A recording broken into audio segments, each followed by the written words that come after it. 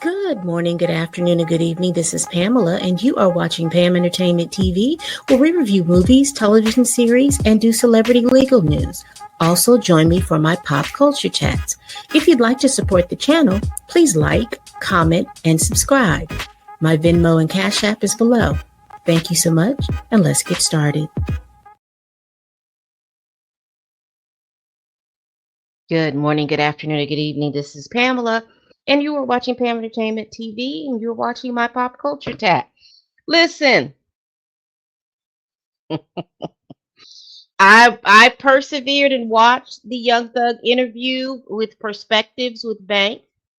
Shout out to him. He is on YouTube. You can definitely go to his YouTube channel, Perspectives with Banks, and you could go check out that Young Thug interview. I will tell you, it was a good interview. It actually was a good interview. I enjoyed it. I think that uh,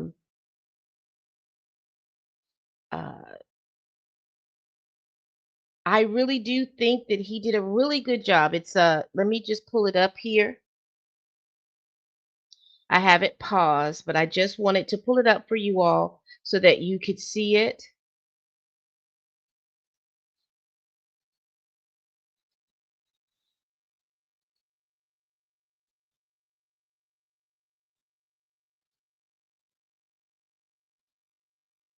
So here it is. Young Thug breaks his silence on the YSL, Gunna prison cell leaks, interrogation, and perspectives with Banks. It's on the Big Facts Network. You can definitely go over there and watch that video and give them a subscribe if you'd like.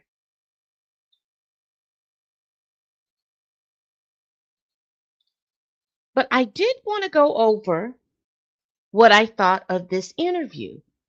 But first, let me put my little disclaimer up. I'll let you all read this disclaimer, copyright disclaimer that I have.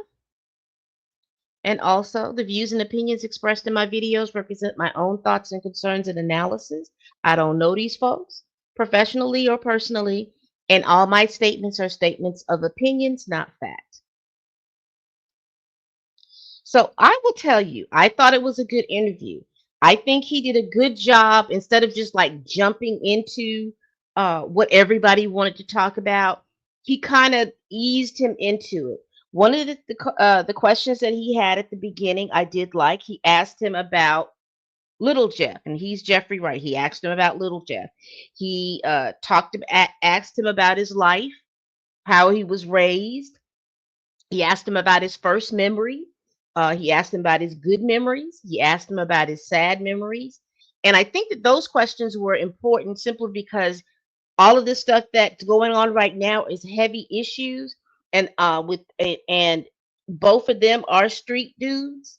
So he was easing him into this because he was wanting to make sure that he didn't want him to feel like he was taking sides, but he did want to ease him into this interview because it's heavy. And I will tell you that it is heavy. He talked about his life, and if we're just going to go in, one of the things that interests me is that they asked him what was his first memory, and he talked about his 5-year-old brother burning down their apartment complex where they lived at. He says the good memory that he had is that they moved out of the projects into a 4-bedroom home. He said one of his sad memories is when he was young. He had a girlfriend or girl that was his friend, and he started talking to another girl, and his old friend didn't like that, so she busted him upside the head with a piece of wood. Excuse me. And he talked about his betrayal, which was a great question that I thought that he asked.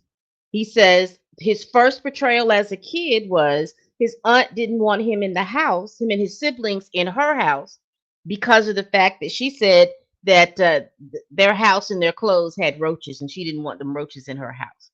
And so he felt betrayed, like, I love y'all love me, but I can't come to your house for something that I can or cannot control. And I felt like that you were penalizing, you were not allowing yourself to love me because of that. That's the way it felt. He talked about growing up with his siblings. I think there was 11 of them in the house and 3 or 4 of them outside the house. He talked about being raised with all those siblings, how they shared the beds and stuff like that. And what was interesting, he said that, they all shared clothes, whether they were girl clothes, guy clothes, whatever was clean, that's what they wore. He talked about, I wore my sister's clothes. She wore my clothes. I wore my brother's clothes. And that's what they wore back and forth to school. So he talked about, so when people were talking about him in this dress and having all these issues, it really wasn't an issue for him. He's been used to wearing uh his sister's clothes, so that wasn't odd for him.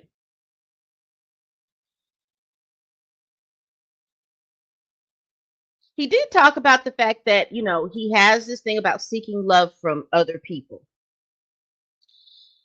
Talked about his father, and then he talked about the case. Now, one of the things that interests me, I think that the interviewer was asking questions about the case. Really and truly, he should have had his lawyer on there, because even though Thug was answering the questions, he was asking questions about things that I personally wish Thug did not try to answer, because of the fact that if it was in that realm of lawyering, you should have had a lawyer to answer those questions. And he was also having him answer questions about how other people felt or what their motives were. Thug can't answer that. He tried, but Thug can't answer what somebody else's motives are. But he said, I was in jail, and with all of these calls, Thug admits that he don't know who's doing the calls, who is releasing all those things. But he did say something that was interesting. He said that once his case was done, a lot of stuff and information was sealed, or that, people can't have access to it. He says, so whoever has this information has had this information before the court kind of sealed or quashed a lot of this stuff. And I hope I'm using the right terminology. But he's saying that whoever had this information pulled this they had this information before. They had access to the case and the case information, and they had all of this before. Now, this is what he's saying. Don't know who it is. He says he feels like it's a hater. He says that these jail calls and these public calls and stuff like that, they were public record, but they were being released before he left out of jail, because there's an interview that's been out and a couple of other things. So he said, before I got out of jail, there was stuff being leaked. So whoever had access to it is the one that's releasing it. Because a lot of people were thinking that it might be somebody in law enforcement or anything. He says he don't even know. He said it could be somebody who was on the case that was leaking the information. He just basically told them, because again, with with some, for me listening to this interview and being street dudes, the interviewer was like, well, come on, man, you was in there tripping, you was talking and everything, pillow talking, and he was like, Thug said, I'm in a situation that I've never been in before. I'm in jail, and these people are talking about putting me in jail with life. I was in solitary confinement for 23 hours a day. And so when my girl would call me, or people who would call me to talk, I'm going to talk, because, there were some things I knew that I couldn't say. And then there were some things, I just felt like I needed to talk about. I'm away from my kids. I can't do any of those things. So, yeah, I said some things. I've never been in this position before, and I've said some things. He also cleared up some of the contradictory things that he said in regards to his brother taking the plea deal, versus how Gunna took the same type of deal. He said the difference is, he says, when I was on the jail calls talking with 21, one of the things that they told us is that we could not communicate with anybody on the case. So when 21 asked, said, well, your brother is saying that you told him to take the deal. And he was like, no, I didn't tell him to do that. I wouldn't tell him to do that. He said, I had to do that, because had I said, yeah, I told my brother to do that, they would have added another charge onto him. So he was like, no, I didn't say anything about that. So he kind of cleared that up. And he said that I did tell my brother. He says, you just got off a stint in jail.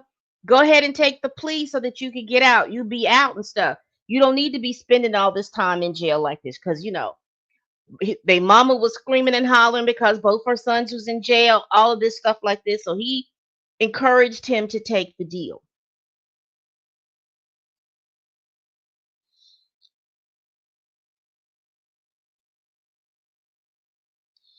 So they did get into about his feelings about Gunna and him taking the deal, but he was explaining that's something totally different because he explained that Gunna was the first to take the deal. And he said that when they were on this case, there was 28 of them. They were on Zoom calls because this was like coming out of the pandemic, so to speak. That the one thing, in order for it to be a RICO, they had to say that YSL was a gang. He said that YSL wasn't a gang; it was a record company, but it wasn't a gang. He was saying that the people who they had done criminal stuff, but it wasn't. But it was on their own time. That's how he put it. But the criminality wasn't. There was no head honcho, and they were all doing it for the betterment of YSL. It's just that you're dealing with street dudes that do street hood stuff. They're over here causing crimes or doing certain crimes and stuff like that. So for my people that really truly truly watch this YSL trial, if I make any mistakes about what's going on, I'm just going on what Thug said. Make sure you put it down in the comments and let me know. Timestamp it and everything. Just let me know because again, I did not watch that YSL child faithfully. But let me just go over uh some of the things as I took copious notes. You see, I took copious notes. Uh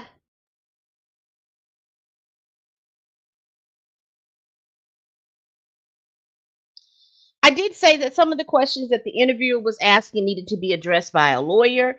Uh he was trying to explain other people's deals and things like that. And I guess he thought he was slipping Thug up, but he really wasn't. But Thug was just trying to explain to him that certain people had certain deals.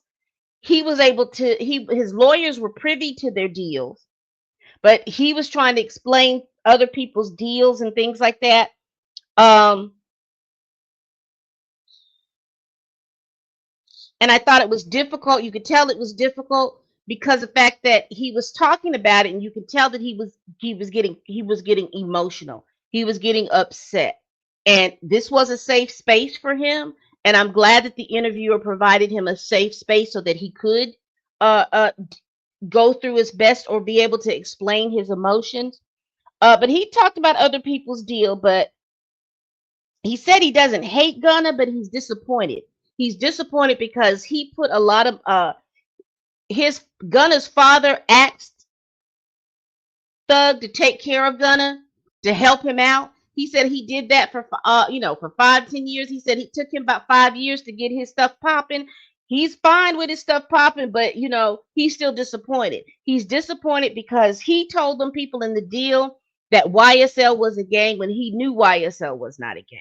Now, was those Negroes in this organization? Were they committing crimes? He said some of them, yes. He says, but it wasn't an organization to do it. These people were committing crimes on their own time. And he said, like, he was real hurt. He was real hurt about Gunna because he's somebody that he's known for a very long time. He know his mama them, his daddy them, the people, his brother, all of that. And then to hear some of those people kind of talk down against him. But it sounds like all of this got kicked off for two separate things. Uh, Something about Woody. You remember I told you about Woody in this court trial.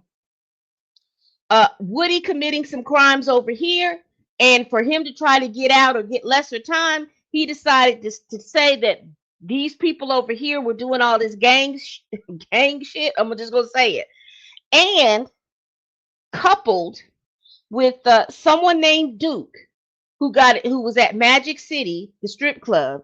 He got beat up, so him and Yak get in the car to go to the place to the people that beat him up. On the way there, they get into a high speed chase. The cops stop them. Now, according to Thug, Yak was the one that told them the intent behind why they was driving and had guns. Because it's one thing to have it, but then he, in his interview, he told the intent that they were going to pop the people that beat Duke up. So this coupled with what Woody did made them all, the prosecutions are now talking about, oh, this is a gang. They acting like a gang. They using record company. It's a whole lot of that went on. They also talked about record label stuff and people's record deals and things of that nature. I wasn't too interested in all of that. The interviewer was very interested about the city uniting again. He didn't want any kind of uh, violence or things to kick off. But Thug said, I was the one keeping everybody united. And he kept asking him, well, what you gonna do that? And I looked at Thug and I was like, that's a large task to ask somebody that don't even feel good about what happened. And then we get down to the nitty gritty of it all. Because he kept asking Thug, he was like, you know what? I don't think you were, the interviewer asked, told Thug, I don't think that you were humble enough when you came back. You just, you weren't moving right. You weren't doing things. And Thug was like, well, I didn't know that. I thought I was happy. I just realizing today that things are, and then it all hit him all at one time. This man is hurt. He has spent a good majority of his life with his friends, Woody, Duke, Yak, Roscoe, Rolo, all of these people. And this case shattered that friendship. And Thug was like, I was loyal to these Negroes. They know I hadn't done anything. I would try to help you out, but I didn't do anything that says, and then you all were taking deals saying that YSL was a gang when it wasn't. He was saying that what you all had in your deals was going to put me away for life. And it wasn't happening. You did all of this to get out of jail. I wouldn't have done you like that. And so he came to the realization that the people who he had been loyal to wasn't loyal to him, but it's all this stuff that their actions outside of what he was doing is what got all this kicked off, and they put him in the mess. Now, was he said now, as far as the illegal substances in my home and the guns and the pew pews in my home, I copped to that because that was there. That's what his plea deal was. He pled guilty to those things. He said that I didn't plead guilty to YSL being a gang. I did not plead guilty to any of those other things that they were talking about he did. He said, I pled guilty to the stuff that I knew that they could prove that I did because I did it. And he has his plea deal, and he was saying, had he been convicted, it still would have been pretty much the same type of deal. But he wanted to come home. Fine, I don't have any issues with that. And I think that this was important. Oh, he did say that Drake did give him money. A lot of them gave him money when he came out, and Drake was one of them. He said that Savage had given 21 Savage had given him money, Drake had given him money, and he said somebody else had given him money too when he came out. Uh, he don't have no love. He don't have any type thing for Gunna. The interviewer was trying to say, well, hey, why don't you talk to Gunna and y'all working? He says, there's nothing that Gunna can say to me. There's nothing that Gunna can say to me because Gunna put on that paper his plea deal that could have put me away for life, and I don't have nothing to say. Thug's whole thing is that he feels betrayed. The people who he thought were his A1s and his solid, he is betrayed. He admitted, I can't move like I used to move because the way I used to move, those Negroes were around me. They were around me, beside me, and we were able to move together. I can no longer do that. I've got to figure out how I'm going to move, which in turn made me look at the interviewer sideways because why are you asking him to reunite the city when his whole world has been blown up? So they went back and talked and everything, and they didn't get any result. But here is the way I'd leave it with this, and I think I knew it was something about this these tapes, these jail tapes, and all this stuff that was intriguing me. And here's what it is: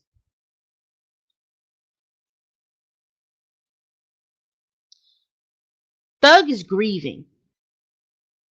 He is grieving the loss of his old life, the friendships that he had, and currently he seems like he's in the delusional stage of it all, and he hasn't moved forward. And he is going to have to move forward. And I think it's not helping that these tapes are coming out. But I think currently that he's in denial. He's in denial, and he's like denial anger, and you can go through all these different things. You don't have to go through them in order, but he seems like he is in denial, anger, and depression at the same time. And that's what I'm feeling from him, because now he is going to have to navigate this world outside of the stuff it is, because that street stuff and those street codes, as far as he's living right now, that's dead. He's not going to he really shouldn't even involve himself in any of that. That's why I was having a side eye with the interviewer. I think at this point, uh, he needs to get himself together. I think if he's got loved ones in his life that love him, please suggest for him to talk to somebody. He says he talks to street dudes, and I know that there are many of those in Atlanta that are counselors or at least mentors that can sit him down and talk to him and allow for him to process those feelings without trying to make him go back and be and talk to Gunna and be friends. He only If he don't want to be friends, he's been betrayed. He feels like he's been betrayed, and I would never send somebody who feel like they've been betrayed back to somebody who they felt like betrayed them. They can live their lives as men and not have to interact with each other, but they don't have to cause any confusion in each other's life. So I would say this: if any of these, I think that this interview was a good interview. I think he cleared up a lot of stuff. And I think at this point going forward, anybody whoever that is putting out those tapes, I don't think it's going to have the effect that you think it's going to have, because he copped to the fact that he was tripping. He was talking, he was doing all of this stuff because hey, you're looking at some point that you might have life in prison, and people are doing plea deals and things like that about trying to throw you up under the bus. Did he talk about people? He surely did. Am I saying it's right? I'm not saying it's right, and I'm not saying it's wrong. I'm saying that he has copped that that's what he did. And he's a man. He made a mistake. He gonna own up to it. That's what he says he's going to do. So I think at this point, whoever is putting those tapes out, I hope you put your juiciest stuff out already, because it's gonna hit different now. Once those tapes come back out again, it's gonna hit different. But here, in conclusion, what I hope young men get from this: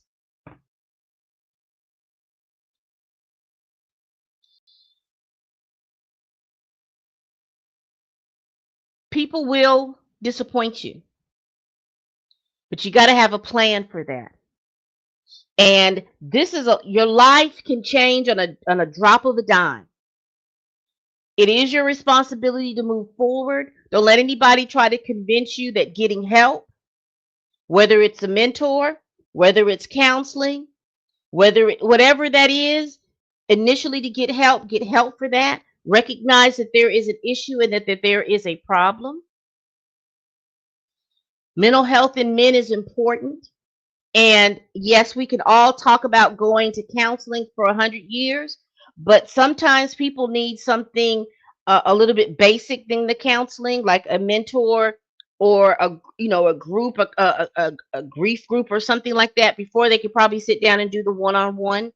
I think at this point he has to just recognize that he is grieving the loss of his past life, his friends, how he moved, and the fact that he's going to have difficulty trusting people going into the future. and he's going to have to navigate those types of things. Great interview. I'm glad I watched it. It got real testy a couple of times, but I think that this is a great interview, and I think it's a great interview. I think he did a really good job of letting us know how he was feeling and expressing his emotions the way he needed to express them so that we can understand what's going on. All right, people. We do this every week. Please like, comment, and subscribe. Please share this video if you care. Y'all watch that interview and tell me what y'all think down in the comments.